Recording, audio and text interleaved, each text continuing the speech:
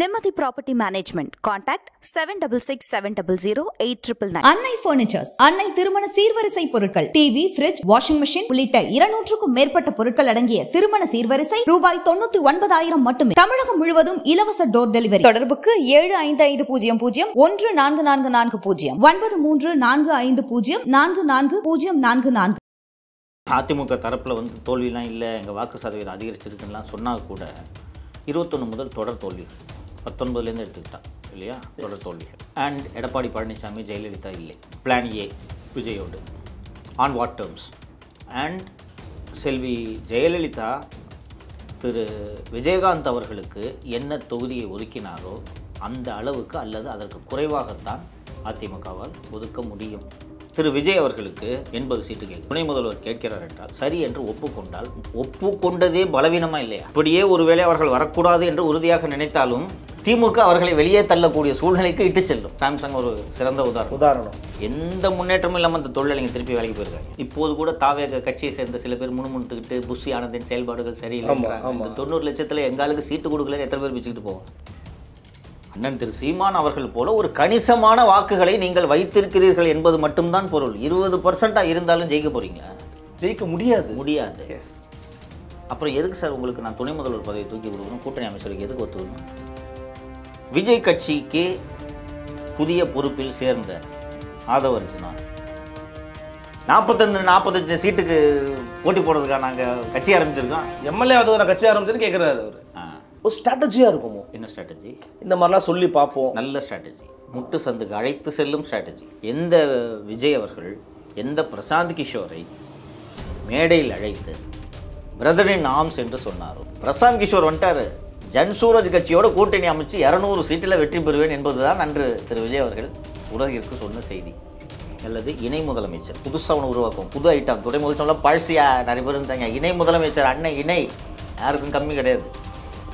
இணை ஒருங்கிணைப்பாளர் இணை ஒருங்கிணைப்பாளர் இருக்கும்போது இணை முதலமைச்சர் இருக்கக்கூடாதா? 10 இயர் ஆன்டி இன்கமன்சி ஃபேட்டிக். இப்போ அது இல்லை, ஃப்ரெஷ்ஷாக இருக்கும். இந்துக்களே ஒன்றுபடுங்கள்னு போகிறோம். என்னப்பா, ஒரு மூத்த தலைவராக, அதிமுகவின் மூத்த தலைவராக, முன்னாள் அமைச்சராக இருந்த தங்கமணி பிஜேபியோட ஆஃபர் என்ன தெரியுமா? 25 சீட்டு கொடுங்க, டிடிவி, ஓபிஎஸ் எல்லாருக்கும் நாங்களே அந்த கோட்டாவில் ஒதுக்கிக்கிறோம், தாமரையில் ஒதுக்கிக்கிறோம். ஓகே, அம்முக்கு தாமரையில் போனால் தானே நல்லது. விஜய்க்கு ஜெயிக்கணும்னு கட்டாயம் இல்லை சார். விஜய் 2030 கூட ஜெயிச்சுக்கிட்டோம், 29 கூட ஜெயிச்சுக்கிட்டோம். விஜய் இப்போ இன்னும் ஒரு 10% வாங்கட்டும், அவர் கூட தனியாக நின்று எம்எல்ஏ ஆகட்டும்ன்ற. நான் ஒரு தொகுதியில் நின்று எம்எல்ஏ ஆட மாட்டார் அவர் விஜய். அதற்கு பிறகு 26 முதல் 31 வரை திமுக ஆட்சியின் கீழ் அவர் கட்சி நடத்த வேண்டும் என்பதை நீங்கள் மறந்துவிட்டு பேசுகிறீர்கள். அந்த அளவுக்கு நிர்வாகிகளை வைக்கணுங்க. ஆனந்த் போச்சலவங்க ஆனந்த் இருக்கிறார் இல்லையா, அவரை வச்சு எல்லாரையும் ரொம்ப விசுவாசிகள். அவர் சொல்கிறாரு பாருங்க, தலைவருடைய அந்த அவர் வச்சுட்டு போன டம்பரை குடிக்கிறோன்ற அந்த விசுவாசத்தோடு இருக்கணும், அந்த அளவுக்கு நீங்கள் இருக்கணுன்றாருல, அந்த மாதிரி உருவாக்கிட்டு போங்க. 4 கேஸ் போட்டு உள்ளே போட்டாலும் இதே மாதிரி பேசுவார். மாமனாரை டைட் பண்ணால் வர்றாரு, பெரிய மேட்டர் அது. லாட்டரி 2011 ஆட்சி வந்த பிறகு திரு மார்ட்டின் மீது எத்தனை வழக்குகள் போட்டு கைது செய்தார்கள் ஜெயலலிதா நினைவு இருக்கிறதா? ஒரே நாளைக்கு 7 பத்திரிகையாளர் சந்திப்பை நடத்தியது எனக்கு தெரிந்து சீமான் தான். எங்கே மைக்கு போட்டாலும் பேசுவார். வேற ஏதாவது கேள்வி இருக்கா? எதை பற்றி வேணாலும் கேட்கலாம். Can Vijay do this? எங்கே வேணாலும் எங்கு வேண்டுமானாலும் சென்று திரு சீமான் பிரச்சாரம் செய்வார். விஜயால் செய்ய முடியுமா? ஆனால் ஏடிஎம்கேக்கான தேவை குறைவு, ஆப்ஷன் இருக்குது. விஜய்க்கு இன்னைக்கு கூட்டணிக்கு இந்த குல்லா போட்ட பாயம் ஜன்சூரஜ் கட்சியின் தவிர வேறு கூட்டணி இல்லை.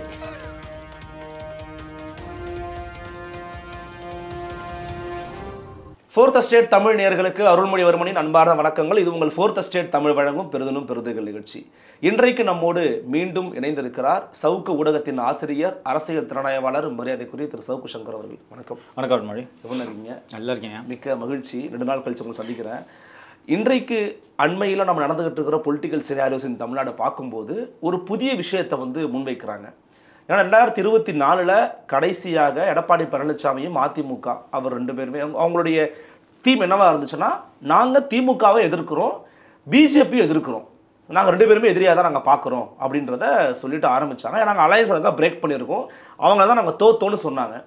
இப்போ அண்மை காலத்தில் நடக்கிற சம்பவங்களை வச்சு பார்க்கும்போது திமுக தான் என்னுடைய முதல் எதிரின்னு எடப்பாடி பழனிசாமி அவர்கள் ஒரு பொது வெளியில் ப்ரெஸ் மீட்டில் பேசுகிறாங்க. அப்போ அதோடைய மறைமுக விஷயம் என்ன அப்படின்னு பார்த்தோம் அப்படின்னா, டுவர்ட்ஸ் என்டிஏ போனால் கூட பிஜேபி போனால் கூட நம்ம திமுக விழித்தெல்லாம் நினைக்கிறார்கள் எடப்பாடி பழனிசாமின்னு சொல்கிறாங்க. இன்னொரு சார் அதுக்கெல்லாம் வாய்ப்பே கிடையாது, பிஜேபியோட போகவே மாட்டாருங்கிறாங்க. அதிமுகவினுடைய இந்த பேச்சும் செயல்பாடுகளும் உங்களுக்கு எதை உணர்த்துகிறது? ஃபஸ்ட்டு வந்து பாலிடிக்ஸில் சர்வைவல் தான் ரொம்ப முக்கியம். அதிமுக தரப்பில் வந்து தோல்விலாம் இல்லை, எங்கள் வாக்கு சதவீதம் அதிகரிச்சிருக்குன்னெலாம் சொன்னால் கூட 21 முதல் தொடர் தோல்விகள், 19லேருந்து எடுத்துக்கிட்டா இல்லையா, தொடர் தோல்விகள். அண்ட் எடப்பாடி பழனிசாமி, ஜெயலலிதா இல்லை. ஸோ ஜெயலலிதாவால் 96ல் அவரே தோற்ற ஒரு படுதோல்விக்கு பிறகு கட்சியை எழுப்பி 98ல் ஒரு சுமாரான வெற்றி, 99ல் ஓரளவுக்கு வெற்றி, 2001ல் மாபெரும் வெற்றி என்பதை செல்வி ஜெயலலிதாவால் செய்ய முடிந்தது. ஆமாம். திரு பழனிசாமியால் அதை செய்ய முடியுமா என்றால் அது சந்தேகம். இப்படி இருக்கக்கூடிய சூழ்நிலையில் பழனிசாமி முன்பு இன்று இருக்கக்கூடிய பிரதான பிரச்சனை கட்சியை காப்பாற்றுவது. அண்ட் திரு பழனிசாமி ஜெயலலிதா இல்லைன்றத தொடக்கத்திலே சொல்லிட்டேன். எஸ். இன்றைக்கு அவர் முன்னாடி இருக்கிற ஆப்ஷன்ஸ் என்ன? தனித்து செல்வது, விஜயோடு கூட்டணி வைத்து போட்டியிடுவது, அல்லது பிஜேபியோடு கூட்டணி சேர்வது. இதில் தனித்து போட்டியிடுவது plan C. Okay. Plan worst case scenario அது. Worst case scenario. Okay. Plan A விஜயோடு on what terms. And Selvi Jayalalithaa Thiru Vijayakanth அவர்களுக்கு என்ன தொகுதியை ஒதுக்கினாரோ அந்த அளவுக்கு அல்லது அதற்கு குறைவாகத்தான் அதிமுகவால் ஒதுக்க முடியும். அதுதான் சரி. அதான் சரின்றீங்களா? அதான் சரி. திரு விஜயகாந்த் அவர்கள் 2005ல் கட்சியை தொடங்கி 2006 தேர்தலில் போட்டியிட்டு, ஓகே, 2009 தேர்தலில் போட்டியிட்டு 10.5% பெற்று 10.5%தோடு 2011ல் செல்வி ஜெயலலிதாவோடு பேச்சுவார்த்தை நடத்தினார். உண்மை. 30% என்று அதிமுகவின் வாக்கு வங்கியை ஒரு வாதத்துக்காக வைத்து கொண்டாலும் திரு விஜயகாந்த் அவர்களுடைய 10.5 சேரும்போது அது 40ஐ கடக்கிறது. வெற்றி வாய்ப்புக்கான சாத்தியக்கூறுகள் அதிகம். அரித்மெட்டிக்காக சொல்கிறீங்க. ஓகே. அண்ட் திரு விஜயகாந்த் அவர்களுக்கு 2 தேர்தல்களில் எங்கெங்கெல்லாம் வாக்குகள் இருக்கிறது என்பது 2 தேர்தல்களில் தெரிந்துவிட்டது. கண்கூடு நம்ம கையிலே இருக்கு டேட்டா. அப்படி இருக்கையில் திரு விஜய் அவர்களுக்கு 80 சீட்டு கேட்க துணை முதல்வர் கேட்கிறார் என்றால் சரி என்று ஒப்புக்கொண்டால், ஒப்புக்கொண்டதே பலவீனமா இல்லையா? பலவீனம் தான். ஆனால் நீங்களே முதல்ல ஒரு வார்த்தை சொன்னீங்கல்ல, பொலிட்டிக்ஸில் சர்வைவல் முக்கியம். நீங்கள் இப்போ சர்வைவலுக்காக இறங்கி வரணுன்ற தேவையும் இருக்கத்தானே செய்யும். எப்படி சர்வே பண்ணுறாருன்றதை சொல்கிறேன். ஓகே. ஸோ ஒன்ஸ் வந்து நீங்கள் கூட்டணி அமைச்சரவை அல்லது அதிக எண்ணிக்கையில் இடங்கள் என்பதை ஒப்புக்கொண்டாலே நீங்கள் உங்களுக்கு பலவீனத்தை ஒப்புக்கொண்டதாக பொருள். அதுபோக கணிசமான இடங்களை, ஒரு ரஃபாக தானே பேசணும், அதனால் சும்மா பேசலாம், ஒரு 60 இடங்களை திரு விஜய் அவர்களுக்கு ஒதுக்கிவிட்டால் கூட்டணிக்கு வரக்கூடிய மற்ற கட்சிகளுக்கு எதை ஒதுக்குவது? பாட்டாளி மக்கள் கட்சி 20க்கு குறையாத இடங்களை கேட்பார். ஆமாம். குறைந்தது 15வது தேமுதிகவுக்கு ஒதுக்க வேண்டும். இது போக இடதுசாரிகளும் நாளை வருவார்கள் அப்படின்னு நீங்கள் சொல்கிறீங்க. எது வேணால் வரமாட்டாங்கன்னு சொல்ல முடியுமா உங்களால்? நீங்கள் சண்முகத்தை தனியாக பேசுங்க, பேசிகிட்டு இருக்கோம். ஓகே. அப்படியே ஒருவேளை அவர்கள் வரக்கூடாது என்று உறுதியாக நினைத்தாலும் திமுக அவர்களை வெளியே தள்ளக்கூடிய சூழ்நிலைக்கு இட்டு செல்லும். சாம்சங் ஒரு சிறந்த உதாரணம். எந்த முன்னேற்றமும் இல்லாமல் அந்த தொழிலாளிங்க திருப்பி வேலைக்கு போயிருக்காங்க. நான் யார் பக்கம் சரி தவறுன்றது சொல்ல, ஒரு கோரிக்கைக்காக வேலை நிறுத்தம் செஞ்சால் கொஞ்சோண்டாவது அதில் நிறைவேறணும். 10 கோரிக்கை வைப்பாங்க, 2 நிறைவேறினாலும் இப்போ 2 ஜெயிச்சிட்டு போவாங்க. எதுவுமே இல்லாமல் திருப்பி வேலைக்கு போயிருக்காங்க. டாஸ்மாக் ஊழியர்கள், அது பெரிய பிரச்சனை. அது போக்குவரத்து ஊழியர்கள், மின்வாரிய ஊழியர்கள், அரசு ஊழியர்கள், ஆசிரியர்கள், இவர்கள் எல்லோரும் சேர்ந்து மார்க்சிஸ்ட் கம்யூனிஸ்ட் கட்சிக்கு அழுத்தம் தரமாட்டார்களா? நிச்சயமாக தரும். ஏன்னா அவங்க தான் அவங்களுடைய ஓட் பேங்கே அவர்கள் தான் கட்சி, அவங்க தான் லெவி கட்டுறாங்க. எஸ். அவங்க கட்டுற லெவியில் தான் நிர்வாகிகள் ஃபுல் டைமர்ஸாக வேலை செய்து கொண்டிருக்கிறார்கள். அதனால் அவர்கள் எல்லாம் வந்தால் அவர்களையும் அரவணைத்து தானே செல்ல வேண்டும். ஸ்டார் வர்றாருப்பா, யாருக்கும் இடத்துல போங்க, நீங்கள் எவ்வளோ உண்மை எடுத்துக்கங்கன்னு சொன்னால் என்ன கட்சி இது? நீங்கள் என்ன லீடரு? அம்மா பீரியடில் இப்படி இருந்துச்சு கட்சி, இவர் பாருங்கள், இவர் எப்படியாவது ஜெயிக்கணுன்றதுக்காக, இவர் சிஎம் ஆகணுன்றதுக்காக கட்சியை அடமானம் வைத்து விட்டார். நேற்று கட்சி தொடங்கிய நடிகரிடம் அண்ணா திராவிட முன்னேற்ற கழகத்தை அடமானம் வைத்து விட்டார். இது சரியா? அப்படிங்கிற பழிச்சொல்லுக்கு ஆளாவார். பழிச்சொல் தானே இது. நானே சொல்லுவேன், லீடரா இவரை போய் ஆளுமைகளுமெல்லாம் வர சொல்லிட்டேன்னு சொல்லுவேன். ஓகே. 1. 2, நான் ஏற்கனவே குறிப்பிட்டது போல் திரு விஜயகாந்த் அவர்கள் டெஸ்டட் புருவன் ஓட் பேங்க். நீங்கள் பேப்பரில் பேசிக்கிட்டு இருக்கீங்க, 15 என்கிறார் ஒருவர், 20% என்கிறார் ஒருவர். அந்த கட்சியை சேர்ந்த சிலரிடம் கேட்டால் 25% தொட்டுவிட்டோம் என்கிறார்கள். இது எல்லாமே ஏட்டளவில் தானே இருக்கிறது. அவங்கள்ட்ட டேட்டா இருக்குன்றாங்க. 90 லட்சம் உறுப்பினர்கள் என்கிட்ட இருக்காங்க சார். 90 லட்சம் நீங்கள் தமிழ்நாட்டோட ஓட் பேங்கில் எவ்வளோ சார் அப்படின்னு கேட்குறாங்க. என்கிட்ட டேட்டா இருக்குது, நான் வெளியே சொல்ல மாட்டேன் அப்படிங்கிறாங்க. எப்படி அதை நீங்கள் வந்து பண்ணுவீங்க? இப்போ இதை திறந்து நான் ஒரு டேட்டாவை கொடுக்கிட்டா, டைப் பண்ணி எக்ஸல் ஓப்பன் பண்ணி டைப் பண்ணி கொடுக்கிட்டா, 90 லட்சமும் போலாகுமா? ஃபஸ்ட்டு 90 லட்சமும் இப்போது கூட தாவேக கட்சியை சேர்ந்த சில பேர் முணுமுணுத்துக்கிட்டு புஷி ஆனந்தின் செயல்பாடுகள் சரியில்லைங்கிறாங்க. இந்த 90 லட்சத்தில் எங்களுக்கு சீட்டு கொடுக்கலன்னு எத்தனை பேர் பிச்சுக்கிட்டு போவாங்க? எத்தனை பேர் செலவு செய்வார்கள்? ஓகே, விஜய் செலவு பண்ணுவார். விஜய் செலவு பண்ணுவாருன்ற ஒரு இது வரைக்கும் சினிமாவில் சம்பாதிச்ச காசெல்லாம் எடுத்து எத்தனை தொகுதிகளுக்கு செலவு செய்வார்? ஸோ 90 லட்சமும் வாக்குகளாக மாறும் என்பதையே நான் ஏற்றுக்கொள்ளவில்லை. ஓகே, யூ டோன்ட் பிலீவ் 90 லட்சம் வந்து ஒரு 5 மாவட்டங்களில் இருக்கிறது என்றால் நான் ஏற்றுக்கொள்கிறேன். 90 லட்சம் 234 தொகுதிகளில் பறந்து விரிந்து இருக்கிறது. உண்மையா இல்லையா? எஸ். ஒரு தொகுதியில் 30,000, ஒரு தொகுதியில் 40,000, ஒரு தொகுதியில் 50,000, ஒரு தொகுதியில் 10,000. இப்படி இருந்தால் இது உங்களை வெற்றிக்கு அழைத்து செல்லுமா? இல்லை. அண்ணன் திரு சீமான் அவர்கள் போல ஒரு கணிசமான வாக்குகளை நீங்கள் வைத்திருக்கிறீர்கள் என்பது மட்டும்தான் பொருள். 20% இருந்தாலும் ஜெயிக்க போறீங்களா? ஜெயிக்க முடியாது. முடியாது. எஸ். அப்புறம் எதுக்கு சார் உங்களுக்கு நான் துணை முதல்வர் பதவியை தூக்கி கொடுக்கணும்? கூட்டணி அமைச்சருக்கு எதுக்கு ஒத்துக்கணும்? அப்படி ஒப்புக்கொண்டு உங்களை எதற்கு வளர்த்து விட வேண்டும்? வளர்த்து விட்டேன்னா 2029 நீங்கள் எனக்கு 25 சீட்டு கூட நீ 15 போட்டுட்டுன்னுவீங்க. ஒரு அரசியல் கட்சியாக சிந்திச்சு பாருங்க. நீங்கள் தான் அருள்மொழி தான் அண்ணா திராவிட முன்னேற்ற கழகத்தின் பொதுச் செயலாளர். இப்போ பதில் சொல்லுங்க. எனக்கு என்ன டாமினேட் பண்ணுறாங்கன்ற பயம் எனக்கு இருக்கும். அது இருக்கணும். இருந்தால் தான் நீங்கள் அரசியல்வாதி. ஆமாம். எதுக்கு ஒத்துக்கணும்? சரி, ஒத்துக்கிட்டு பெரிய நம்பரை தூக்கி கொடுத்துட்டீங்க. மற்றவங்களுக்கு தேமுதிக இவங்க PMK tested and proven vote bank. Yes. 5க்கு கம்மியாக கிடையாது. கரெக்டா? உண்மை. அது குறிப்பிட்ட இடத்துலனே சொல்லி வட தமிழகத்தில் வெற்றி தோல்வியை தீர்மானிக்கக்கூடிய இடத்தில் இருக்கக்கூடிய கட்சி பாட்டாளி மக்கள் கட்சி. அவங்கள நான் அக்கமடேட் பண்ணுமா இல்லையா? இவங்களெல்லாம் அக்கமடேட் பண்ணிட்டு நான் பெரும்பான்மை பெறக்கூடிய எண்ணிக்கையில் போட்டியிட வேண்டும். எஸ். 117க்கு மேலே அதிமுக போட்டிட்டே ஆகணும். 150 அது கம்மியாக போட்டியிடக்கூடாது. ஏன்னா திமுக என்ன வேண்டுமானாலும் செய்யும், என்ன வேண்டுமானாலும் செய்யும் என்பதை அதிமுக அறியும். ஓகே. 2006 திமுக ஆட்சியை மைனாரிட்டி திமுக என்று செல்வி ஜெயலலிதா 5 ஆண்டுகளும் பேசிக் கொண்டிருந்தார். அந்த ஒரு பழிச்சொல்லுக்கு நாம் ஆளாகிவிடக் கூடாது என்பதை எடப்பாடி பழனிசாமி விரும்புவாரா மாட்டாரா? கண்டிப்பாக விரும்புவார். ஸோ ஒரு ரீசனபிள் நம்பரில் அலையன்ஸ் பேசி முடிவெடுக்கலாம் என்று நினைத்து கொண்டிருந்த நேரத்தில் விஜயே அந்த மனநிலையில் தான் இருந்தார்.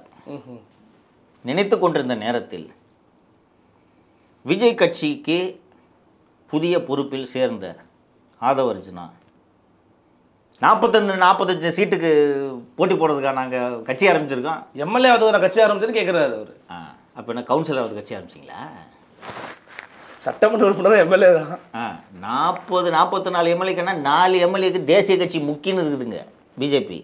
4 எம்எல்ஏவுக்கு வழியிலன்னு தானே அதிமுக பிடிச்சி தொங்கிட்டு இருக்காங்க. நீங்கள் 44 சாதாரணமாக சொல்கிறீங்க. எவ்வளோ பெரிய விஷயம் அது. சிறுபிள்ளைத்தனமாக இருக்கிறதா இல்லையா அந்த பேச்சு? ஃபஸ்ட்டு பேசலாமா நம்பர்ஸை? ஒரு ஸ்ட்ராட்டஜியாக இருக்குமோ? என்ன ஸ்ட்ராட்டஜி? இந்த மாதிரிலாம் சொல்லி பார்ப்போம். நல்ல ஸ்ட்ராட்டஜி, முட்டு சந்துக்கு அழைத்து செல்லும் ஸ்ட்ராட்டஜி. இப்போ நீங்கள் கேட்ட கேள்விகள்லாம் பின்னாடி வர்றேன். அந்த ஸ்ட்ராட்டஜி பண்ண வேலை தான் இது. ஃபஸ்ட்டு ஸ்ட்ராட்டஜி பேசக்கூடாது, ஸ்ட்ராட்டஜி ரிவீல் பண்ணக்கூடாது. கரெக்ட். அதான் ஸ்ட்ராட்டஜி. அதுதான் ஸ்ட்ராட்டஜி. 1 வருஷம் இருக்குது எலெக்ஷனுக்கு. 44 கூட கிடைக்கலாம், உங்களுக்கு 50 கூட கிடைக்கலாம். இப்போது தேவை என்ன? உங்கள் பெருமை பேசுறதா? வெற்றி முக்கியமா, வெற்றி பெருமை முக்கியமா? வெற்றி தான் முக்கியம். வெற்றி தான் முக்கியம். தமிழக வெற்றி கழகத்துக்கு வெற்றி தான் முக்கியம். அப்போ பேசக்கூடாது. 1. 2வது, எந்த விஜய் அவர்கள் எந்த பிரசாந்த் கிஷோரை மேடையில் அழைத்து பிரதர் இன் ஆர்ம்ஸ் என்று சொன்னாரோ, பிரசாந்த் கிஷோர் வந்துட்டார், ஜன்சூரஜ் கட்சியோட கூட்டணி அமைச்சு 200 சீட்டில் வெற்றி பெறுவேன் என்பதுதான் அன்று திரு விஜய் அவர்கள் உலகிற்கு சொன்ன செய்தி. அவர் அப்படி சொல்லலை என்று புரிந்து கொண்டால் கூட தந்தி தொலைக்காட்சிக்கு அளித்த நேர்காணலில் திரு பிரசாந்த் கிஷோர் அவர்கள் நோ அலைன்ஸ், நான் சொல்லிட்டேன், நாங்கள் தான் முடிவெடுக்க போகிறோம், நாங்கள் முடிவு எடுத்துட்டோம், நோ அலைன்ஸ் என்று சொல்லிவிட்டார். இப்போது அருள்மொழி தான் அதிமுக பொதுச் செயலாளர். இப்போது விஜய் கூட்டணி இல்லை. அப்படியே கூட்டணிக்கு வந்தாலும் 80-90 ரேஞ்சுக்கு பேசிகிட்டு இருப்பாங்க. டெபுட்டி சிஎம் அல்லது இணை முதலமைச்சர் புதுசாக ஒன்று உருவாக்கும், புது ஐட்டம். துணை முதலமைச்சர்லாம் பழசியா நிறைய பேர் இருந்தாங்க. இணை முதலமைச்சர் அண்ணன் இணை யாருக்கும் கம்மி கிடையாது. இணை ஒருங்கிணைப்பாளர் மாதிரி இணை ஒருங்கிணைப்பாளர் இருக்கும்போது இணை முதலமைச்சர் இருக்கக்கூடாதா? இப்படி பேசிகிட்டு இருக்காங்க, கஷ்டம். So will go to plan B. இப்போ தொடக்கத்தில் சொன்னால் அரசியலில் வெற்றி தான் முக்கியம். வெற்றி ஒன்றே வேத வாக்கு. தோத்தவனை பற்றி பேசவே மாட்டோம். இன்றைக்கி இருக்கிற எம்எல்ஏ யார் தான் கதை?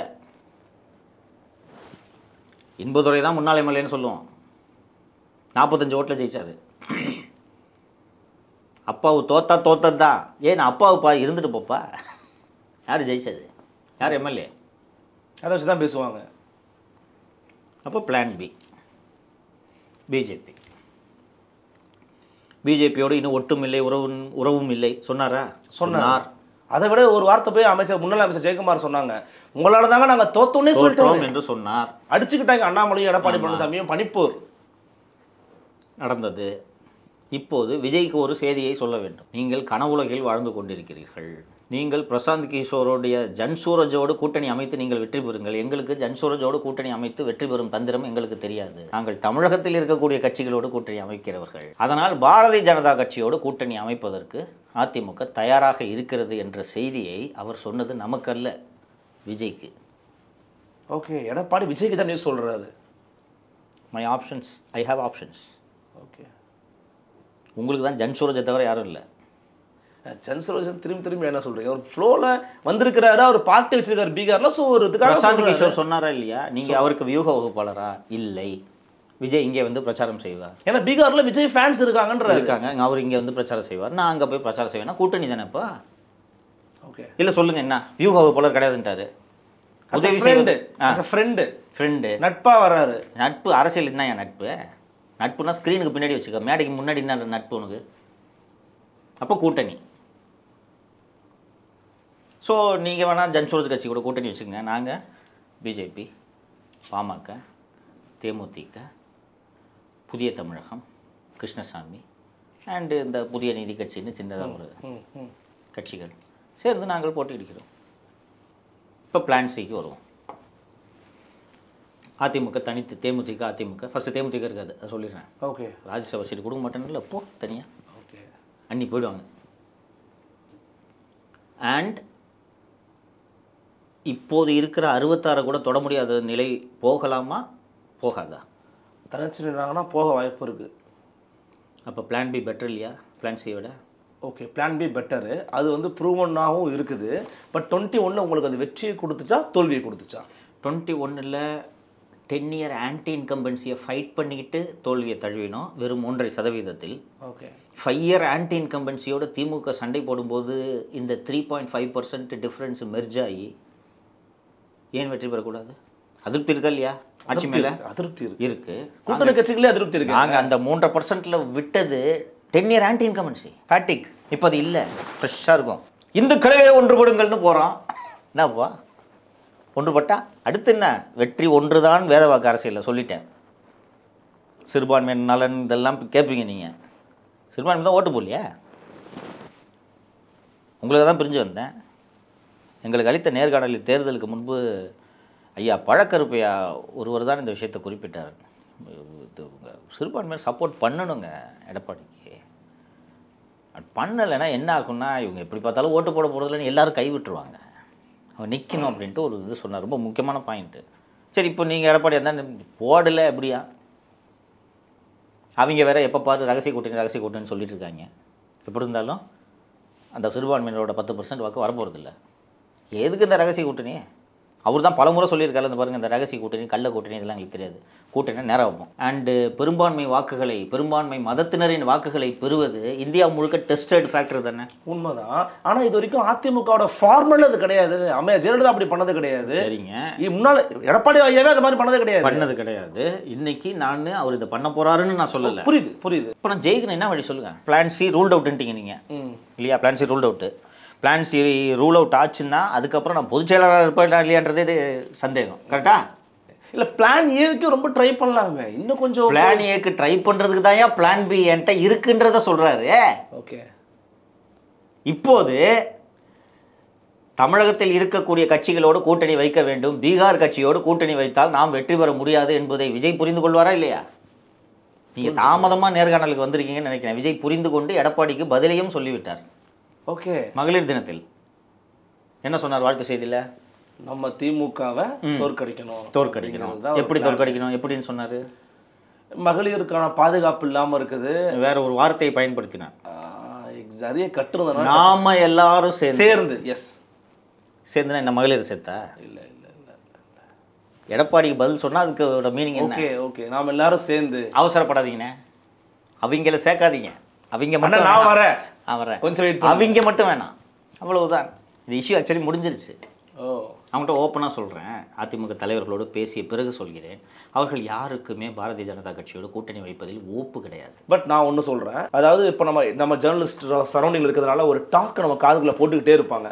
அது மேபி போலீஸோட அஜெண்டாவாக இருக்கலாம், அல்லது ஆளுங்கட்சியோட அஜெண்டாவாக கூட இருக்கலாம். இரண்டாம் கட்ட தலைவர்கள்ப்பா, குறிப்பாக வேலுமணி, தங்கமணி, மற்ற நபர்கள், இவங்கெல்லாம் பிஜேபியோட போயான்னு ஃபோர்ஸ் பண்ணுறாங்கப்பா. இல்லைன்னா செங்கோட்டையை வச்சு கட்சியை உடச்சிருவாங்களாம்ப்பா. செங்கோட்டையை கட்சியை உடச்சிட்டாங்கன்னா அப்படி அந்த கட்சி பிஜேபியோட கூட்டணி போயிருமா, எடப்பாடியை தலைமைப்படுத்திடுவாங்களாம்ப்பா. இப்படின்னு ஒரு தியரி சொல்லிகிட்டே இருக்காங்க. ஏன் சொல்லிகிட்டே இருக்காங்க? ஏன் அது பரவிக்கிட்டே இருக்கு? இது 10 முறை ஒரு பொய்யை சொன்னால் 11வது முறை உண்மையாக வேண்டும் என்பதற்காக ஒரு விஷயம் சொல்லிடுறேன். தங்கமணியோ வேலுமணியோ செங்கோட்டையனோ 2 விஜயபாஸ்கருமோ எந்த சூழலிலும் பழனிசாமிக்கு எதிராக திரும்பவே மாட்டாங்க. மேரேஜுக்கெல்லாம் போகலை அவர், பார்த்தீங்களா? ஏதோ ஒரு மனக்கசப்பில் இருக்காங்கலாம், பத்த வைக்கிறாங்களே. சூப்பர். திருமண விழாவை கட்சி விழாவாக மாற்றியதை கேள்விப்பட்டிருக்கிறீர்களா? இல்லை, இன்று மாலை பார்ப்பீர்கள். ஓகே, இன்று மாலை கட்சியினருக்காக திருமண வரவேற்பு எங்கே நடக்குது தெரியுமா? கோவை கொடிசி அரங்கம். ஓகே, அவ்வளோ பெரிய அரங்கம். 6:45 5:45 பழனிசாமி அங்கே செல்கிறார். அந்த மேடையில் நீங்கள் வேலுமணியை பார்க்கலாம், செங்கோட்டையனை பார்க்கலாம், அதிமுகவின் அனைத்து தலைவர்களையும் பார்க்கலாம். திருமண விழாவையே அரசியல் விழாவாக மாற்றி உங்களை போன்ற பொய்யை பரப்பும் ஊடகவியலாளர்களுக்கு பதில் சொல்வதற்காகத்தான் இன்று எடப்பாடி 5:45 கோவை கொடிசி அரங்கத்துக்கு செல்கிறார். என்கிட்ட விஷயத்த சொன்னாங்கன்னா அவங்கள்ட்ட ஷேர். நான் பதில சொல்லிட்டேன். ஒரு நாள் ரிவோல்ட் பண்ண மாட்டாங்க. Okay, all set and ton. பிஜேபியின் அழுத்தத்திலிருந்து, பன்னீர்செல்வத்தின் துரோகத்திலிருந்து கட்சியை விடுவித்து இன்னைக்கு ஒரு ஃபைட்டிங் ஃபோர்ஸாக வச்சிருக்கிற ஒரு பழனிசாமி தாங்க. வேலுமணியால் பண்ணியிருக்க முடியுமா? கும்பலை பண்ணுவார். தமிழ்நாடு முழுக்க பண்ணணும். காதில் ஒரு இந்த ஸ்போர்ட்ஸ் மேன் போடுறது இது மாதிரி இந்த ஒரு மைக் ஒன்று போட்டுக்கிட்டு அக்டோபர் 2010 2020 பிரச்சாரத்தை தொடங்கினாரா? ஒண்டியால் போனாரா? பன்னீர்செல்வம் தேனியை விட்டு வெளில வரல, போனாரா? அவரோட உழைப்பு தானேங்க 66, மறுக்க முடியாது. அப்போ உடச்சிக்கிட்டு நீங்கள் தனியாக போய் சரி இப்போ ஒரு தங்கமணி போகிறாரு தனியாக, என்ன பண்ணுவார்? போய் நாமக்கல்ல ஜெயிப்பார். அப்புறம் ஒரு மூத்த தலைவராக, அதிமுகவின் மூத்த தலைவராக, முன்னாள் அமைச்சராக இருந்த தங்கமணி ஒரு எம்எல்ஏ கருணாஸ் மாதிரி எம்எல்ஏவாக இருப்பதற்கு விரும்புவாரா? கண்டிப்பாக விரும்ப மாட்டார். அப்புறம் பிளவுபடுத்தினால் கட்சிக்கு என்ன கதி, தனக்கு என்ன கதி என்பதை உணராதவர்கள் அந்த தலைவர்கள். தெரிஞ்சிருக்கும். அவர்கள் சார்ந்த சமூகம் ஒப்புக்கொள்ளுமா? அந்த சமூகம் எடப்பாடி ஹீரோவை பார்க்குது. நம்ம டாமினேட் பண்ணுறாரு அப்பெல்லாம் எதுவும் பார்க்கல கட்சிக்குள்ள. இது எடப்பாடி நம்ம டாமினேட் பண்ணுறாரு. They are equals. ஓகே, எல்லாத்தையும் ஷேர் பண்ணிக்கணும்னு அவசியம் இல்லை. சரி, இல்லை டாமினேட் பண்ணுறாருன்னு உங்களுக்கு காண்டா இருக்குது, பிரிஞ்சுன்னு போங்க. போய் என்ன பண்ணுவீங்க? ஓகே, கொஞ்சம் துட்டு வச்சுருக்கீங்க, கொஞ்ச நாள் செலவு பண்ணுவீங்க, அப்புறம் மந்திரி ஆவீங்களா? முடியாது. நான் இப்போ நீங்கள் குறிப்பிட்ட தலைவர்களுக்கு அமைச்சராவது முக்கியமா, இந்த டாமினேஷன் முக்கியமா? அமைச்சராக தான் முக்கியம். அப்புறம் அமைச்சர் ஆகிறதுக்கு பழனிசாமி முதல்வராகணும்ல, அப்போ எப்படி ரிவோல்ட் பண்ணுவாங்க? சரி, அப்படியே ரிவோல்ட் பண்ணிவிட்டு ஒரு வாதத்துக்காக பன்னீரோடு சேர்ந்து தெருவுக்கு போக விரும்புவார்களா? சொல்லுங்கள். வாய்ப்பில்லை. அப்புறம் என்ன ஆப்ஷன்? நீங்கள் ரொம்ப கஷ்டப்பட வேணாம். Let's just drive logic. இப்போ ரிவோல்ட்டுக்கு எங்கே பாசிபிலிட்டி இருக்குது? நீங்கள் சொல்கிறீங்களே உளவுத்துறை இப்படி தான் நம்ம என் காதில் ஓதுவாங்க, என் காதுலையும் ஓதுவாங்க. இது கேளுங்க திருப்பி. நீங்கள் சொல்கிறீங்க சார், கரெக்டு சார், செங்கோட்டையின் தலைமையில் ஓகே அடித்து தோற்றனா கூட போக மாட்டாரியா செங்கோட்டையன் அதிமுக விட்டு? அப்படிப்பட்ட அதிமுக விசுவாசி அவ்வளோதான், கட்சிக்கான விசுவாசி அவ்வளோதான். இப்போது 3 பிளானையும் சொல்லிட்டேன். உள்ளபடியே மனதார எந்த தலைவரும் பாரதிய ஜனதா கட்சி கூட்டணியை விரும்பவில்லை. இன்னைக்கு கூட்டணி அவசியம் என்பதை அத்தனை பேரும் உணர்ந்திருக்கிறார். கூட்டணி இல்லாமல் தனித்து போட்டின்னு பழனிசாமி எங்கேயும் சொல்லலை. அப்போ கூட்டணி அவசியம். மாபெரும் கூட்டணியை உருவாக்குவோம் என்பதுதான் தொடர்ந்து சொல்லிக் கொண்டிருக்கிறார்கள். அந்த மாபெரும் கூட்டணியில் விஜய் வராமல் போனால் பாரதிய ஜனதா அந்த இடத்தை அமரும். அதனால லாஸ் இல்லையான்னு கேட்குறேன். யாருக்கு? அதிமுகவுக்கு. ஜெயிச்ச பிறகு தானே இதெல்லாம் பேசணும். ஜெயிச்ச பிறகு பிஜேபியை பற்றி விடுறது. இன்னொன்று கன்வீனியன்ஸை பாருங்கள். பிஜேபியோட ஆஃபர் என்ன தெரியுமா? ஒரு 25 சீட்டு கொடுங்க, டிடிவி ஓபிஎஸ் எல்லாருக்கும் நாங்களே அந்த கோட்டாவில் ஒதுக்கிக்கிறோம், தாமரையில் ஒதுக்கிக்கிறோம். ஓகே, அம்முக்கு தாமரையில் போனால் தானே நல்லது. நீ என்ன வாட் நான்சென்ஸ் இது? அமமுக கிமுக தனியாக கட்சிட்டு நெல் தாமரையில் நெல் போ, அதானே அவங்களோட வளர்ச்சிக்கு நல்லது. அப்போ டிடிவியே உள்ளே வந்தாருன்னா 2021 ஏற்பட்ட இழப்புகள் ஏற்படாதுன்னு ஒரு பிளான் இருக்கு. ஓகே, அவங்க ஆஃபர் இது வந்துட்டா இது வெற்றி பெறுவதற்கு வாய்ப்பே இல்லையா? இந்த கூட்டணி லெட்ஸ் ட்ரைன்னு சொல்லக்கூடிய அளவுக்கான ஒரு கூட்டணி பண்ணலாம் அப்படின்ற மாதிரி. ஆனால் இன்னொரு திமுக பார்வையில் வந்து பார்த்தோம் அப்படின்னா ஒரு விஷயத்தில் எல்லாருமே சொல்கிறாங்க, நாங்கள் இவ்வளோ நாள் பாருங்கள் கள்ள கூட்டணின்னு சொல்லிக்கிட்டே இருந்தோம், பார்த்தீங்கல்ல பூனைக்குட்டி வெளியே வந்துருச்சு ஒன்றாயிட்டாங்க அப்படின்னு. அவங்களுடைய ப்ரொபகண்டாக அதை யூஸ் பண்ணிக்க மாட்டாங்க. அவங்களுக்கு ஈஸியாக இருக்காது பரப்புரை செய்ய. நிச்சயமாக ஈஸியாக இருக்கும். இந்த பாருங்கள், நீங்கள் சொன்னது போல் கள்ள கூட்டணி எல்லாம் இல்லை என்பதை உணர்த்துவதற்காகத்தான் நேரடி கூட்டணி வைத்து உள்ளோம். கள்ள கூட்டணிலாம் கிடையாதுங்க. நான் ஏற்கனவே சொன்னது தான், கூட்டணி வேண்டுமென்றால் நேரடியாக வைப்போம். உங்களைப் போல கள்ள கூட்டணி கிடையாது. திமுகவை போலையா? திமுக கள்ள கூட்டணி அமலாக்கத்துறை போட்டு அடி அடி அடிச்சுட்டு இருக்கு. வாயை திறந்து ஒரு கண்டன அறிக்கை கூட இல்லையே. வெள்ளை கூட வேந்தே நீங்களாம் வச்சுருக்கீங்களா? இதே கூட தானே. ஸோ பொலிட்டிக்கல் சார்ஜ் என்ன இதனால என்ன இதாகிட போகுது? அங்கே நேரடி கூட்டணி வச்சுருக்கிறான், அவ்வளோதான். இந்துக்களே ஒன்றுபடுங்கள்னு போக வேண்டியதான். பேசவே கண்டவே தான் இருக்குது, ஒரு வழி இல்லை. பிஜேபியோட வாக்கு சதவீதம் அதிகரித்திருக்கிறது என்பதை மறுப்பதற்கு இல்லையா? 24 வந்து நீங்கள் கூட்டணி கிட்ட நின்றதுலாம் ஒரு இதாக அலையன்ஸோட சேர்த்து தானே அது எல்லாவற்றையும் சேர்த்து. சரிங்க, வேறுமனே ஒரு 5% இருக்காதா பிஜேபிக்கு? உதவி தானே இது. பாமக ஒரு 5, பிஜேபி ஒரு 5, சவுத்தில் புதிய தமிழகம் அவங்கெல்லாம் சேர்ந்தாங்கன்னா TTV it will be deadly combine. Manageable combine இல்லை, டெட்லி கம்பைன். ஆனால் நீங்கள் எதிர்த்து போராடுறது வந்து ஒரு பெரிய ஆலமரத்தோட ஒரு பெரிய அவர்களின் காலில் ஆன்டி இன்கம்பன்சி என்ற பெரிய சங்கிலி இருக்கிறது.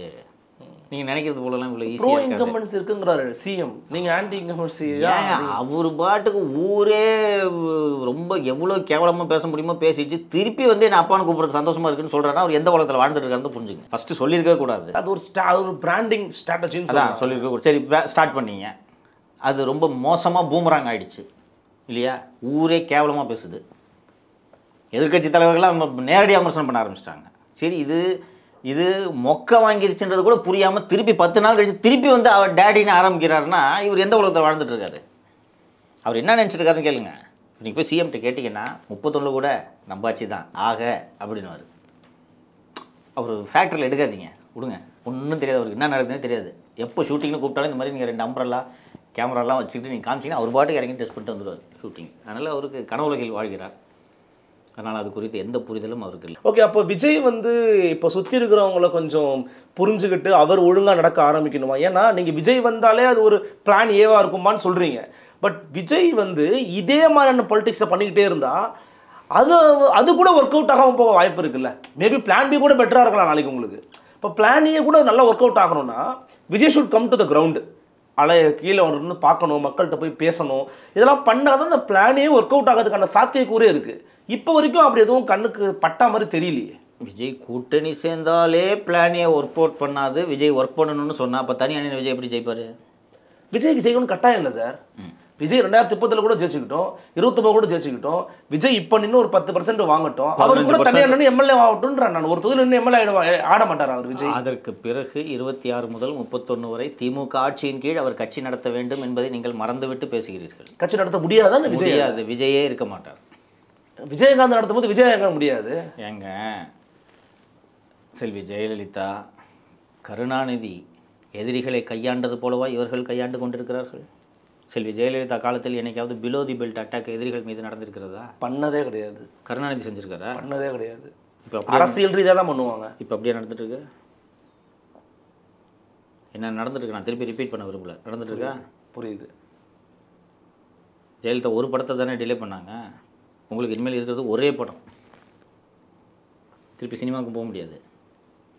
ஜெயலலிதா கூட்டணி வைத்து எம்எல்ஏக்களை தூக்கினார். கட்சியில் ஒவ்வொரு மாவட்ட செயலாளரையும் திமுக மீண்டும் ஆட்சிக்கு வந்தால் தூக்க முடியாதா? அந்த அளவுக்கு நிர்வாகிகளை வைக்கணுங்க. ஆனந்த் போச்சல் அவங்க ஆனந்த் இருக்கிறார் இல்லையா, அவரை வச்சு எல்லாரையும் வந்து ரொம்ப விசுவாசிகள். அவர் சொல்கிறாரு பாருங்க, தலைவருடைய அந்த அவர் வச்சுட்டு போன டம்பரை குடிக்கணுன்ற அந்த விசுவாசத்தோடு இருக்கணும், அந்த அளவுக்கு நீங்கள் இருக்கணுன்றாருல, அந்த மாதிரி உருவாக்கிட்டு போங்க. 4 கேஸ் போட்டு உள்ளே போட்டாலும் இதே மாதிரி பேசுவாரா? குண்டாஸ் போட்டா பண்ண மாட்டாங்களா திமுக? சொல்லுங்கள். கஷ்டம்தான். பண்ணுவாங்களா பண்ண மாட்டாங்களா? வாய்ப்பு இருக்குது, பண்ணுவாங்க. ஏன்னா ஒரு கட்சியை முடக்கிறது எப்படி, அழிக்கிறது எப்படி, எப்படி டிஃபேம் பண்ணுற டெக்னிக்ஸ் எல்லாமே அவங்களுக்கு தெரியுன்றதெல்லாம் தாண்டி குறைந்தபட்ச நியாய உணர்வு கூட இல்லாதவர்கள், இப்படித்தான் போராளிகிட்ட சண்டை போடும்போது கூட இப்படித்தான் போட வேண்டும் என்ற குறைந்தபட்ச தர்மம் கூட இல்லாதவர்கள் இன்றைய தலைமுறை திமுகவினர். கருணாநிதி காலத்தில் நீங்கள் சொன்னது போல் பர்சனல் அட்டாக்ஸ் இருக்கிறது, ஒரு பொலிட்டிக்கல் எனிமையை பொலிட்டிக்கலாக ஃபைட் பண்ணுவாங்க. இப்போது அடுத்து உதய் தலைமுறை அதிகாரத்துக்கு வந்தால் இந்த நாகரிகத்தை கடைபிடிப்பார்களா? ஆதவ் இங்கே இருப்பார்னு சொல்ல முடியுமா உங்களால்? முடியாதுன்றீங்களா என்ன? திமுக ஆட்சிக்கு வந்த பிறகு ஓகே மாமனாரை டைட் பண்ணால் வர்றாரு, பெரிய மேட்டர் இது. லாட்ரி 2011 ஆட்சி வந்த பிறகு திரு மார்ட்டின் மீது எத்தனை வழக்குகள் போட்டு கைது செய்தார்கள் ஜெயலலிதா நினைவு இருக்கிறதா? ஞாபகம் இருக்கு. பிரசாந்த் கிஷோரே போய் உதயநிதி தலைமையை வாழ்த்தி பேச வைக்க முடியுமா முடியாதா? 100 கோடி கொடுத்தா வாழ்த்த போகிறாரு, 100 கோடி கொடுத்தா வந்துடுவார். நான் பீகாரில் இந்த மாதிரி நிறைய செலவழிச்சுங்க, கஷ்டப்படாத இந்த வைத்துக்கோள் 33 கோடி வாட்ச் என்று கொடுத்தாலும் கிஷோர் பீகார்லேருந்தே ஓடி வருவார். ஆனால் நான் அதெல்லாம் சொல்கிறேன், டைனஸ்டி பாலிடிக்ஸ் இதெல்லாம் அதிகமாகிருச்சு. இந்த 2 பேரும் பிஜேபி கூட போயிட்டாங்க, இவங்க திமுகவோட இருக்காங்கன்னா விஜய் தாங்க சூஸ் பண்ணுவாங்க மக்கள். ஆன்டி டெல்லி தாங்க மைண்டில் இருக்குது. அப்போ விஜய் மேலே வந்துடுவாருங்க. டீட்டெயிலாக பிரசாந்த் கிஷோர் பற்றி ரெட் பிக்ஸில் பேசியிருக்கேன். அவர் வியாபாரி, ஓகேவா? பிரசாந்த் கிஷோர் எப்படி வேண்டுமானாலும் பேசுவார். அவர் பேசுகிறத நம்ம பெரிய டீப்பாக எடுத்துக்க வேண்டாம். கட்சி நடத்தணும்ல, நடத்திடுவாரா? நீங்கள் விஜய்க்கு நீங்கள் சொல்கிறது நான் ஒத்துக்கிறேன், வயசு இருக்குது. நான் இன்னொன்று சொல்கிறேன், எத்தனை தோல்விகள் வந்தாலும் மீண்டும் மீண்டும் எழுந்து நிற்பது சீமான் அவர்களால் மட்டும்தான் முடியும். இத்தனைக்கும் பர்சனல் அட்டாக்ஸ்லாம் பயங்கரமாக நடக்குது அவர் மேலே. நிற்கிறாரு, அந்தால நிற்கிறாரு. அதை ஒருத்தனை தான் ஓடி இருப்பான். ஒரு அண்ணன் கடைசியில் இந்த வலசராக்கெல்லாம் போயிட்டு நிலை தடி மாதிரி பேசிய சில வார்த்தைகள் எனக்கு உடன்பாடு இல்லை. தவிர்த்திருக்க வேண்டிய தான் பண்ணாங்க. என்ன பண்ணலையா? நிலை தடுமாறக்கூடாது, அண்ணன் பேசிடக்கூடாது. ஆனால் நிற்கிறார்ல, அண்ணன் நிலை தடுமாறணுன்றதுக்காக தான் அந்த வேலையை செஞ்சாங்க அவங்க. எஸ், அதுக்கு ஒரு இடம் கொடுத்துருக்கக்கூடாது. ஆனால் நிற்கிறார்ல, அப்படி நிற்க முடியுமா விஜயால? ரொம்ப கஷ்டம். ஏன்னா இன்னொரு ப்ரெஸ் மீட் பண்ணி நான் பார்த்தது கிடையாது. என்னென்ன கேள்விகள் ஒரே நாளைக்கு 7 பத்திரிகையாளர் சந்திப்பை நடத்தியது எனக்கு தெரிந்து சீமான் தான். எங்கே மைக்கு போட்டாலும் பேசுவார். வேற ஏதாவது கேள்வி இருக்கா? எதை பற்றி வேணாலும் கேட்கலாம். Can Vijay do this? எங்கே வேணாலும் எங்கு வேண்டுமானாலும் சென்று திரு சீமான் பிரச்சாரம் செய்வார். விஜயால் செய்ய முடியுமா? ஹி நீட் சம் ப்ரிப்பரேஷன்ல. எப்படி பண்ணுவார்? இப்போ ஃபஸ்ட்டு உங்களை பிரச்சாரம் பண்ண விட்டுருவாங்களா? கட்சி நடத்த விட்டுருவாங்களா? பழனிசாமிகிட்ட கட்டமைப்பு இருக்குது, அனுபவம் இருக்குது. அனுபவம் இருக்குது, ரொம்ப முக்கியம். அது அனுபவம் இருக்குது.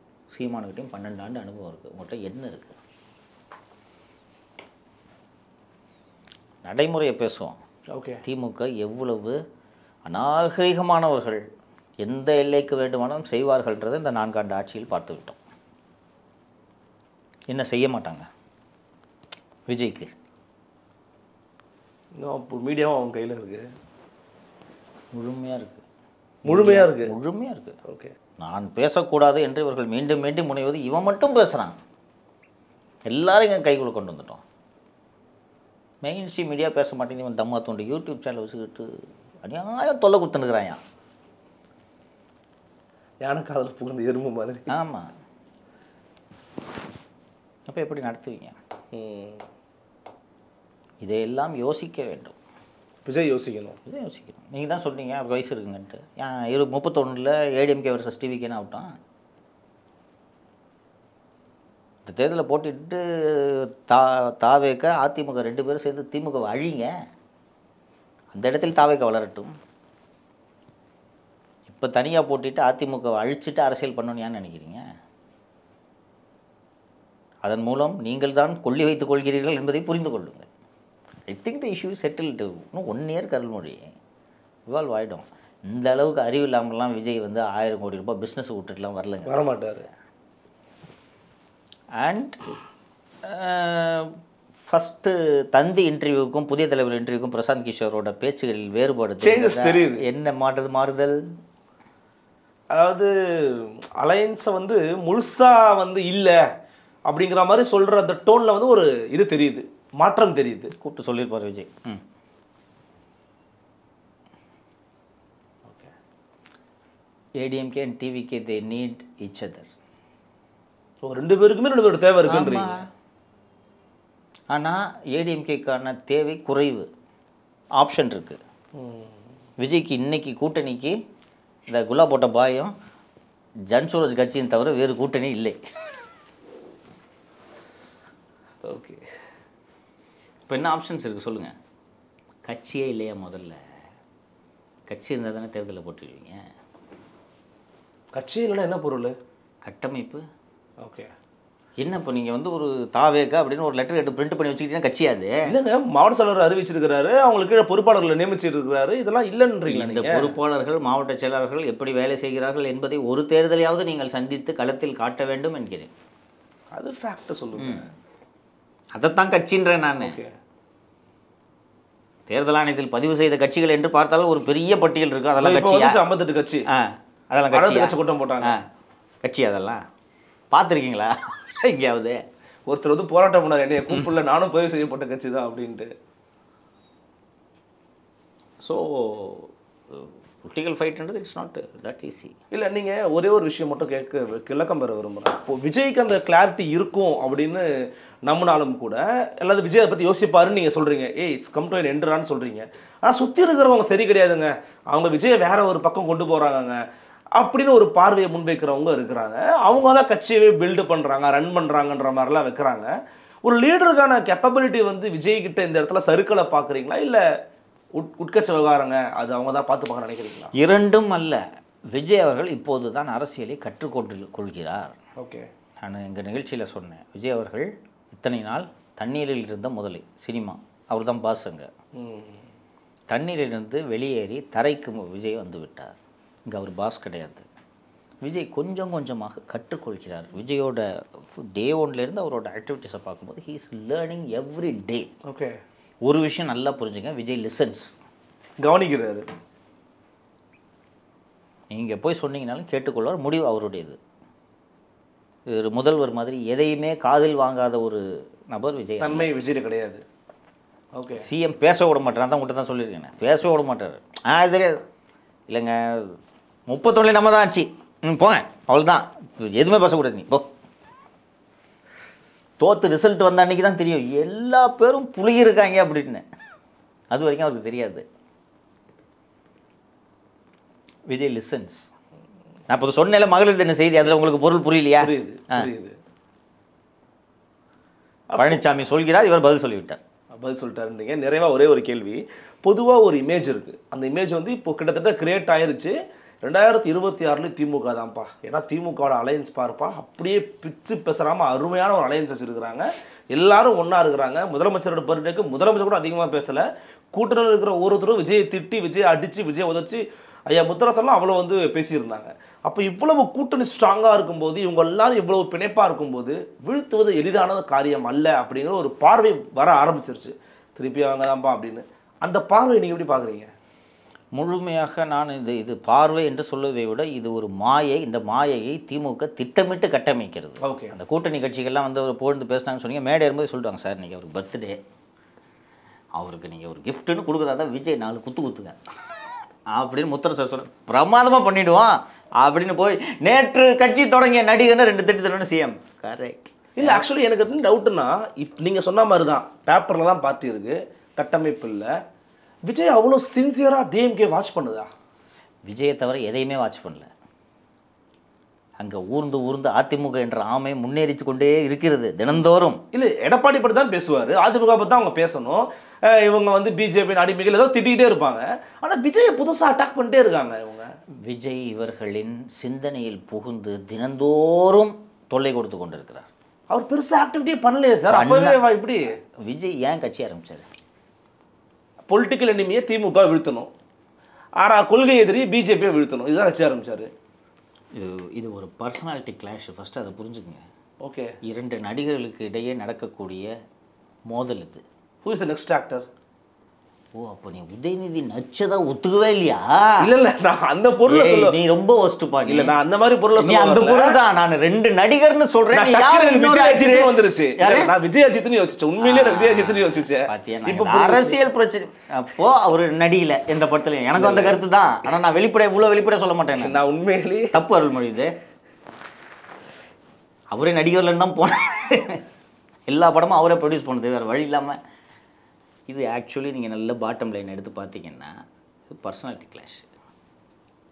இல்லைன்னா நீங்கள் சொன்ன மாதிரி நீங்கள் சொல்கிறது ரொம்ப நியாயமான விஷயம். கட்சியே தொடங்கலைங்க விஜய். இன்னும் 3 ஸ்பீச் கொடுத்தா கட்சி அது மொத்தம் 4 மணி தான் பேசி ஃபீல்டில் ஆக்டிவிட்டி என்னன்றதை பார்த்துட்டு தான் நீங்கள் பஸ்ஸு வேலை வேகமாக நடக்குதுன்ற உணர்வு வரும். அந்த வேலையை ஏடிஎம்கே தான் செஞ்சுட்டு இருக்காங்க. ஆனால் ஏடிஎம்கே இவங்க ஒரு பொருட்டாவே மதிக்கல. திண்ணை பிரச்சாரம் பண்ணிக்கிட்டு இருக்காங்க. அவங்க எவ்வளோ பியூட்டிஃபுல்லுங்க. அந்த பேம்ஃப்ளெட் இருக்கு, அனுப்புகிறேன் பாருங்க. அவ்வளோ ஒரிஜினல் பொலிட்டிக்கல் ஒர்க்கை பண்ணுறாங்க சார். இந்த டிஜிட்டல்லாம் இருக்கட்டும் தம்பி, கடைசியில் பார்த்துக்கலாம். திண்ணை பிரச்சாரம் தான் போய் நேராக மக்களை சந்திக்கணுங்க. மூத்த தலைவர்கள் பூரா போய் தினமும் திண்ணை பிரச்சாரம், அதுதான் வேலை. எல்லா பாட்டியும் ஸ்மார்ட் ஃபோன் வச்சுக்கிட்டு அரசியலை பார்த்துட்டு இருக்க மாட்டாங்க. அவங்க பார்த்தோன்னா அவங்களுக்கு கண்டுக்கவே இல்லை. இங்கே நேற்று கட்சி ஆரம்பித்த நடிகர் நம்ம கட்சியை பாசிஸ்ட்ன்ட்டாரு, போட்டி வந்துட்டாரு என்று இவர்களை சுற்றி என்ன சொல்ல போனோன்னா, அரசியல் ரீதியாக நீங்கள் விஜயை பெரிய இதையாக பார்க்கணும்னா இன்னொரு ஆங்கிள் இருந்து பார்த்தா, நீங்கள் இதுக்கு முன்னாடி கேள்வியில் ஒன்று சொன்னீங்கல்ல, வீழ்த்தவே முடியாத சக்தி திமுக, அப்படித்தான் இருந்தது. விஜயும் அதிமுகவும் ஒன்று சேர்ந்தால் வீழ்த்த முடியும் என்பது அவர்களுக்கும் புரிகிறது, திமுகவுக்கு புரியுது. Okay okay. அதனால் அதை உடச்சி விடுறதுக்கு நான் எனது நிகழ்ச்சியில் பதிவு செஞ்சிருக்கேன். உடச்சி விடுறதுக்காக தான் பிரசாந்த் கிஷோரை மாப்பிள்ளை சார் உள்ளே அனுப்பியிருக்கிறாருன்றே நான் பதிவு செய்திருக்கிறேன். ஓ, இது ஒரு சிம்பிள் லாஜிக். ஓகே. பிரசாந்த் கிஷோரோட இன்றைய ப்ரையாரிட்டி அக்டோபர் 25 பீகார் தேர்தலுக்கான செலவு இல்லையா? 243 தொகுதிகள். ஜன்சுராஜ் குறைந்தபட்ச செலவுக்காவது காசு வேணும்ல, யார் கொடுப்பா? அவரு யாரால் கொடுக்க முடியுமா? அவரே பணக்காரர் தானே. எவ்வளோ 243 தொகுதிக்கும் 243 கேண்டிடேட்டுக்கும் செலவு பண்ணுற அளவுக்கு பணக்காரர் அவரு. ஓகே. அப்படி பேங்க் பேலன்ஸில் ஒன்றும் இருக்கு மாதிரி தெரியலையே. ஜன்சுராஜ் கட்சிக்கு அக்கௌண்ட்டே இல்லையா. ஜாய் ஆஃப் கிவிங் ஃபவுண்டேஷன் ஏதோ ஒரு ஃபவுண்டேஷன் வச்சு அதுலேருந்து தான் எடுத்து செலவு பண்ணிருக்காங்களாம். அதை வருமான வரித்துறை விசாரிக்க வேண்டும்னு அங்கே ஜனதாதள் பிரச்சனையை தொடங்கி விட்டது. அவருக்கு நீ ப்ரையாரிட்டி அதுதான். அவருக்கு 243 தொகுதிக்கும் செலவு செய்யக்கூடிய வலிமை பெற்றவர்கள் 33 கோடிக்கு வாட்ச் கட்டுவர்கள் தானே. அப்போ ஒருத்தனை ஏமாற்றணும்னா அவன் ஆசையை தூண்டணும். அதை ஏன் பிரசாந்த் கிஷோர் விஜய்க்கு செய்யக்கூடாது? யோசிச்சு பாருங்க. நான் சொல்கிறது அகெயின் ஷியர் லாஜிக். எனக்கும் தகவல் அப்படி தான் வந்திருக்கு. இங்கே தந்தி தொலைக்காட்சியில் பிரசாந்த் கிஷோர் அளித்த பேட்டியில் அவர் உண்மையாக அந்த விஷயங்களை நம்பினார் என்றால் அதே துணி தானே புதிய தலைமுறையில் இருந்திருக்கணும். இன்னும் சொல்ல போனால் சாஃப்டாக இருந்துச்சு கொஸ்டின். அறிஞராவது வேகமாக கேட்டார். ஒரு கார்த்தி அப்படியே பம்மிட்டு கேட்டார். கிராஸ் கொஸ்டின்ஸ் ரொம்ப பாயிண்டடாக இல்லை போகல இல்லை. அப்போ நீங்கள் ஆன்சர் வாங்கி அதே வேகத்தில் தானே வந்திருக்கணும். as far as my knowledge is concerned, நான் என்ன கேட்டு நான் அட்வைஸ் பண்ணுவேன் விஜய் தனியாக போகணுன்ட்டு. ஆனால் தந்தியில் எப்படி பேசினார்? நோ அலையன்ஸ், தூக்கி குப்பையில் போடுனாரு. அதிமுக தாவேக கூட்டணி சேர்ந்தால் ஜெயிக்கும்னு அந்த தீர்த்து குப்பையில் போடுன்னு சொன்னார். இல்லை, எந்த தைரியத்தில் அவர் பேசினார்? அப்படி விஜய் மேலே இருக்கிற நம்பிக்கையின் அடிப்படையில் பேசினார். விஜய் மேலே இருக்கிற நம்பிக்கையா மாப்பிள்ளை அளித்த வாக்குறுதியா தெரியல. அவங்க அங்கிலேருந்து பார்த்தா அதானே சரி, நீங்கள் 2 பேரும் கூட்டணி சேர்ந்து எங்களை தோக்கடிப்பீங்கன்னா வேடிக்கை பார்த்துருக்கணுமா? அப்புறம் இந்த 33 கோடி எதுக்கு தான் இந்த வாட்ச் வச்சுருக்கேன்? இந்த அடமானம் வச்சாவது நான் செலவு செய்கிறேன். செய்வார்களா மாட்டார்களா? அதுக்கு பொலிட்டிக்கல் ஹிஸ்ட்ரியை பார்க்கும்போது வாய்ப்பு இருக்குது. லாஸ்ட்டாக ஒரு கேள்வி. அதில் பிகே வந்து ஒரு சொல்லும்போது வார்த்தை சொன்னார், நீங்கள் என்ன திரும்ப திரும்ப ஆன்டி டிஎம்கே ஓட்டெலாம் கன்சல்டேட் ஆகணும் பேசிக்கிட்டு இருக்கீங்க, டிஎம்கே அலைன்ஸே பிரேக் ஆகும், அங்கேருந்தே ஓட்டுகளை பிரிப்பாங்கன்னு அவர் ஒரு தியரி ஒன்று சொல்கிறாருல்ல, அது சாத்தியமா? இன்னைக்கு கிரவுண்டில் சாத்தியமா? அது ஏன்னா அதெல்லாம் அவங்க பில்டு பண்ணிட்டு இருக்காங்க. ஒரு certain percentage of votes DMK அலையன்ஸ்லேருந்தே விஜய்க்கு போகணும், அதை மறுக்கல. ஓகே. யங்ஸ்டர்ஸ் ஓட்டு, யங் பீப்புளோட ஓட்டு இது டிஎம்கே அலையன்ஸ்லேருந்தே போகும். அதுக்காக மொத்தமாக கரைஞ்சி போயிடுன்றதை நான் ஏற்றுக்கவே மாட்டேன். ஓகே.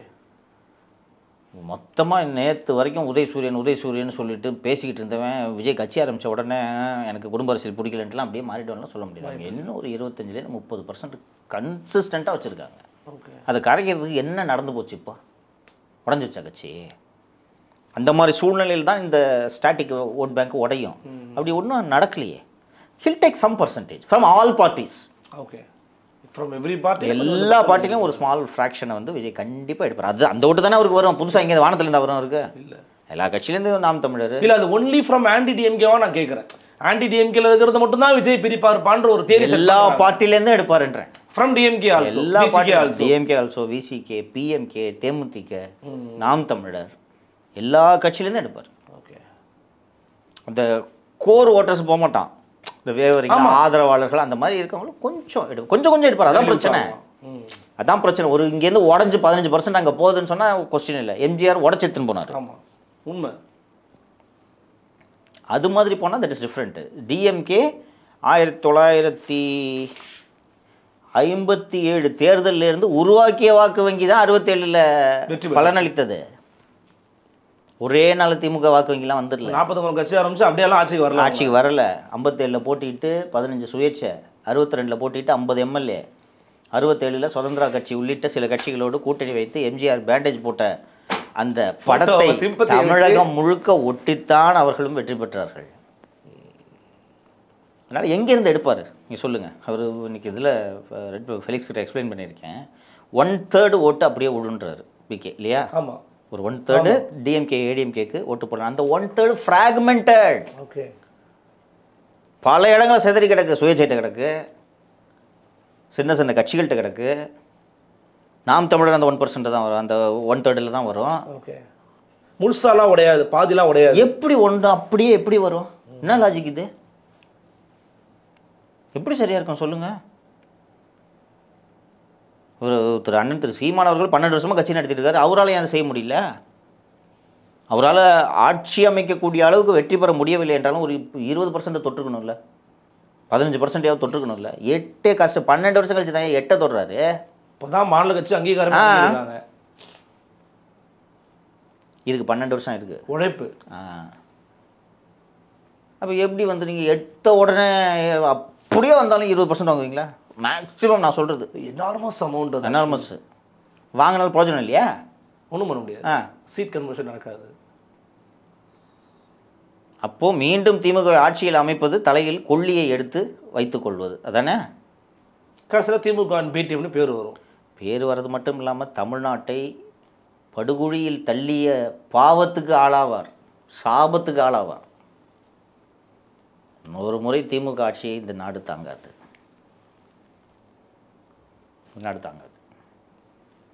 அந்த எக்ஸ்ட்ரீம்க்கே போயிட்டீங்க. இல்லை ரஜினிகாந்த் சொல்கிற மாதிரி சொல்கிறீங்க. இல்லவே இல்லை, கிடையவே கிடையாது. அருள்மொழி, சில ஒப்பந்ததாரர்களிடம் பேசி கொண்டிருந்தேன்.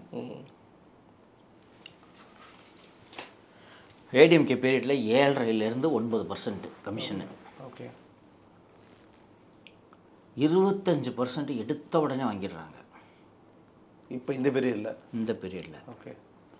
இதற்கு பிறகு 10% லோக்கலில் இருக்கவங்க வந்து வாங்குறாங்க. 2% சின்ன கட்சிக்காரன், அதிகாரிகள் எல்லாம் சேர்த்து அது தனி 10%. 25% துறை அமைச்சருக்கு, அமைச்சர் மூலமாக ஃபேமிலிக்கு. ஓகே. இது போக 10% வந்து அஃபிஷியல்ஸு லோக்கலில் இருக்க. ஏன்னா இவங்க யாருக்குமே பங்கு போகிறதில்ல. லோக்கலில் இருக்க கவுன்சிலர், இந்த உள்ளூர் நிர்வாகிகள், மாவட்ட செயலர், கட்சிக்காரங்களுக்கு போகிறது, கட்சிக்காரங்களுக்கு கிரவுண்டில் போகல. கட்சிக்காரன் வேலை செய்ய விட மாட்டான், அங்கே வந்து கலெக்ட் பண்ணுவான். நீங்கள் கொடுத்தாகணும். அவங்களுக்கு 10%, 35%. 10% கான்ட்ராக்டரோட லாபம். 55% சார் 1 கோடி ரூபாய் வேலையில் 45 லட்ச ரூபாய்க்கு செஞ்சால் அந்த வேலை எப்படி தரமானதாக இருக்கும்?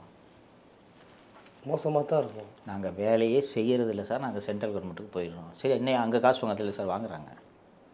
சொன்ன ஆள்கிட்ட கொடுத்தோன்னா அதுக்கப்புறம் எங்களுக்கு வர்றதே இல்லை, யாருமே தொல்லை கொடுக்குறதில்ல. நான் ஸ்டேட்டில் வேலை செய்தே விட்டுட்டேன். இந்த 25% 35% கொடுத்த பிறகு என் பில்லு பாஸ் ஆகும்போது தனியாக கேட்குறாங்க சார். மொத்த அமௌண்ட்டில் அதிலே போயிடும் போல் இருக்கு. எந்த இடத்துலையும் கட்டுமான பணி முழுமை அடையாமல் இருக்கிறதுக்கு இது ஒரு முக்கியமான காரணம். விட்டுட்டு போயிடுறாங்க கான்ட்ராக்டர், எனக்கு விட்டுருங்க, எனக்கு வேணாம், அந்த நான் போட்ட காசு போயிட்டு போகுது, உங்களுக்கு கொடுத்து மாளாது. என்ன ஆகும் இப்போது? விளிம்பு நிலை மக்களை இந்த ஊழல் பாதிக்காது. நான் நம்ம சேனலில் ஒரு இந்த மாநகராட்சி கழிப்பறை ஊழல் போட்டு சொன்னீங்க ஞாபகம் இருக்கு பார்த்தீங்களா? கக்கூஸ் ஊழல். இது போல் நடக்குது ஊழல். கட்டாத கக்கூஸ்க்கு பில்லு போடுறாங்க. இது ஒரு சாம்பிள் இந்த டிபார்ட்மெண்ட்டில். இப்போது அமலாக்கத்துறை என்ன செய்து கொண்டு இருக்கிறது என்பதை பார்த்து கொண்டு இருப்பீர்கள் எவ்வளோ நடந்திருக்குன்னு. இது விளிம்பு நிலை மக்களை பாதிக்காததால் ஆட்சி மீது மக்கள் பெரும் அதிருப்தி இல்லாமல் இருக்கலாம். ஆனால் தமிழ்நாடு தாங்காது. மணல் அண்டு அதிகார வர்க்கம், அதுவும் குறிப்பாக ஐஏஎஸ் ஐபிஎஸ் அதிகாரிகள் தறிகட்டு போய் அழைக்கிறார்கள். இந்த நாடு நாசமாக போயிடும். நான் சொல்லிட்டேன், ஒன்றும் இல்லை. நிர்வாகமே பண்ண முடியாது இனிமேல் தமிழ்நாட்டில். அந்த நிலைக்கு போயிடுச்சு. ஒரு ஆட்சி மாற்றம் ஏற்பட்டு இந்த அதிகாரிகளை அடக்கி ஆளும் ஒருவர் முதல்வராக வர வேண்டும். எல்லாம் நாசமாக போயிடும் நாடு. பல விதமான கருத்துக்களை ரொம்ப வெளிப்படையாக நிதானமாக எளிமையாக பகிர்ந்துக்கிட்டீங்க. மிக்க நன்றி. நன்றி. மீண்டும் சந்திக்கலாம். வணக்கம்.